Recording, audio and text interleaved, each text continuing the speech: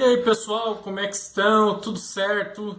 Vamos continuar a conhecer mais a história, né? Vamos entender um pouquinho melhor os processos históricos que ocorreram no passado.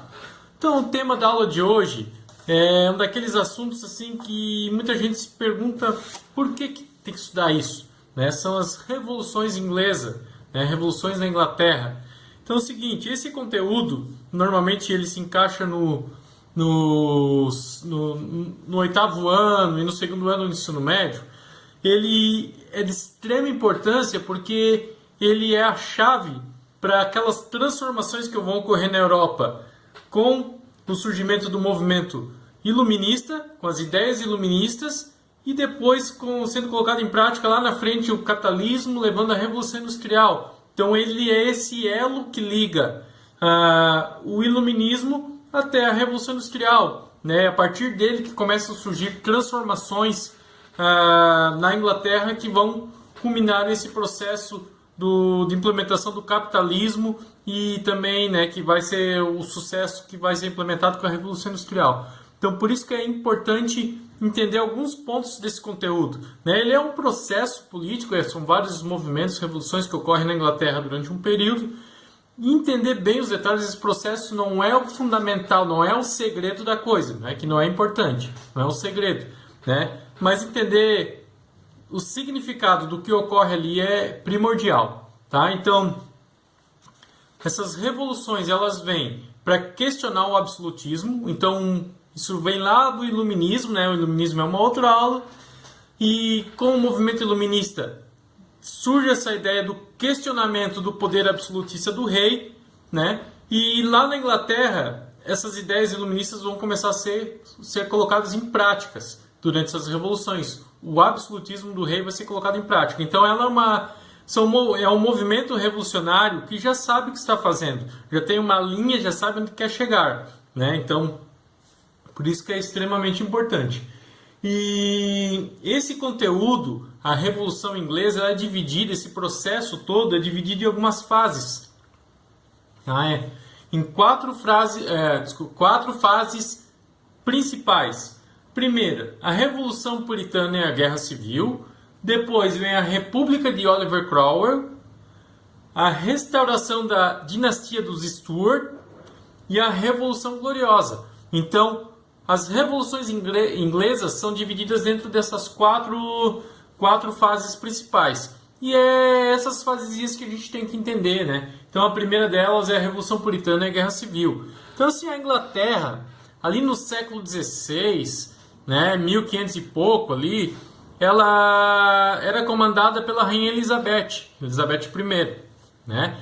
E a sua política, ela foi fundamental para que a Inglaterra se tornasse uma grande potência econômica na época, né? Ela tinha uma política mercantilista, ela associava corsários, né, que eram piratas. A Inglaterra dominava o comércio dos mares nessa época, então isso fez com que ela se tornasse uma grande potência mundial, né? E com essas políticas da Rainha Elizabeth, a Inglaterra se tornando uma potência, um grupo começou a se favorecer, começou a ter esse predomínio econômico, que é a burguesia, que eram os pequenos comerciantes que agora, através do comércio marítimo, vão começar a ter grandes lucros e vão começar a acumular capital, acumular riquezas, né, e vão começar a ter um grande destaque na sociedade inglesa ali do século XVI. Tá? Então isso é muito importante. A burguesia é uma camada, um grupo social que ganha grande destaque durante esse período, né? Então, lá na Inglaterra também, a Inglaterra é um país ainda agrário, né? E surge a política do cercamento, que também vem dessa época da Rainha Elizabeth, que é o quê? É o governo cercar terras que eram de uso comum. Por exemplo, um determinado espaço tem 3, 4 famílias que dividem a terra para criar animais, para plantar. Essa terra não é de ninguém, assim, não é das famílias. Todo mundo trabalha nela para não faltar nada. Só que o governo cria uma lei e vai lá e cerca essas terras, né? Então, da onde cerca as terras que eram dos camponeses. Para qual o objetivo? Para que o governo passe a controlar, para criar ovelhas para produzir lã, né, que era um produto de exportação inglesa, tal. Então essa política de cercamento, ela é você pegar terras que eram do uso comum, dar para uma pessoa, dar um dono para a produção de lã, e essas pessoas que moravam ali acabaram perdendo, não tinham onde morar, foram praticamente expulsas. Tá? Essa política de cercamento, ela vai depois, a gente puxa uma linha, ela vai lá para a Revolução Industrial, ela é fundamental para que a Revolução Industrial tenha sucesso. Né? Então esses camponeses, não tendo onde plantar, não tendo onde morar, onde criar seus animais, eles acabam indo para Londres, que era a maior cidade inglesa, né? Em busca de trabalho e tal, vão trabalhar recebendo baixos salários, aquelas coisas todas. Tá? Então, está claro esse contexto social. Então, a Rainha Elizabeth morre, quem vai assumir é o seu primo, Jaime I. Né? E ele vai dar início a uma dinastia, né? um governo familiar dos Stuarts. Tá? Só que no governo dele, ele vai querer, como ele se considera rei por direito divino, como ele vai ter uma característica absolutista muito forte, ele vai começar a ter alguns problemas dentro do parlamento, né, dentro da chamada Câmara dos Lords, que eram aquelas pessoas que ajudavam a administrar a Inglaterra. Então, a maior parte ainda da burguesia, né, dessa camada mais forte economicamente na Inglaterra, eles eram da religião puritana, do puritanismo, né, que vem lá do protestantismo do João Calvino e tal, né, e a alta nobreza, os reis, eles eram anglicanos, que é uma outra religião que foi fundada por um rei na Inglaterra também, né, que era uma mistura do ritual protestante com o católico. Então tem assim a camada burguesia, né, essa grande parte da população é puritana, e os nobres, os reis, eles são anglicanos. E isso vai gerar um atrito, porque esse rei, o Jaime I, ele vai querer impor o anglicanismo para toda a Inglaterra. Então ele quer impor a sua religião, né? E como o parlamento, aquelas pessoas ali que estão ali para administrar junto com o rei, a grande maioria também é puritano, aí o negócio não vai dar muito certo, né? Então o rei Jaime depois ele vai, né, continua nessa política, ele morre, quem vai assumir é seu filho, Carlos I, né? E além disso, ele cria muitos impostos, ele tem a sua administração não é muito popular, né? Então já tinha esse atrito aí por conta da religião, que ele continuou seguindo isso aí, ele ainda não vai fazer uma administração que o povo vai gostar, tá? Então, o parlamento tentou dar uma controlada na administração do rei, né? Então a oposição ao seu governo aumentou consideravelmente na Câmara. Então o rei mandou invadir a Câmara e prender todos os líderes oposicionistas. Então ele vai lá, ele não aceita essa oposição, né? Então isso vai mostrar sua cara, seu caráter absolutista. Por quê? Porque ele não aceita outras opiniões dentro do seu governo. E isso vai dividir a Inglaterra em dois grupos, que vai gerar uma guerra civil, uma guerra interna, né? Confrontos dentro da Inglaterra. E essa guerra civil é entre dois grupos. O primeiro é um grupo ligado ao rei, que é a alta nobreza, uma burguesia mais nobre, mais rica, né? Que normalmente são anglicanos ou católicos, e aí vai ser contra a burguesia comercial, uma burguesia média e um pouquinho menor, né? Que são normalmente da religião puritana ou presbiteriana. Então é um confronto de interesses entre camadas, né? Entre uma burguesia mais forte ligada ao rei uma burguesia comercial que queria se livrar dessa união do rei, e principalmente um confronto motivado por interesses religiosos entre os anglicanos contra os puritanos, tá? Então, dentro dessa guerra civil, vai surgir um deputado que era a oposição ao rei, o Oliver Cromwell, né? Ele vai se destacar porque ele acaba organizando o exército, e ele dá um novo caráter ao exército inglês. Então isso é muito importante. Então antes você tinha título, um general, tal, era por nascimento, não era por merecimento, era pela sua amizade. Né? E dentro desse exército que vai combater o poder do rei, do Cromwell, não, ele vai começar a valorizar as pessoas, você vai ganhar cargo pelo seu destaque, né? Isso vai dar uma popularidade muito grande para ele. Ele vai começar a ter o apoio do exército, né, desses soldados que se tornam reconhecidos. E com o fim da Guerra Civil, né, quem vai vencer a Guerra Civil é esse grupo ligado à baixa burguesia. Então eles vão conseguir derrotar o rei. Eles vão pegar o rei Carlos I, vão condenar à morte, ele vai ser morto, e o Oliver Cromwell vai proclamar uma república. Né? Então ele vai se declarar presidente do país, agora é uma república, aquela coisa toda, o governo é de todos. Né? Então ele, no seu governo, ele combateu muitos inimigos internos, externos, ele tentou dar uma unidade, uma acalmada nas coisas inglesas, né? Então, vamos primeiro combater os inimigos, tal. Confiscou terra dos reis, da igreja anglicana, né? Vendeu para os seus aliados, enfim. Ele fez algumas políticas ali que favoreceram os seus grupos também. E para fortalecer o comércio exterior inglês, né? Ele ainda criou os Atos da Navegação, que é um conjunto de leis que dizia que todas as mercadorias que saíssem pelos portos da Grã-Bretanha só podiam ser transportados por navios ingleses ou pertencentes aos países produtores. Então são as leis dos atos de navegação. Tá?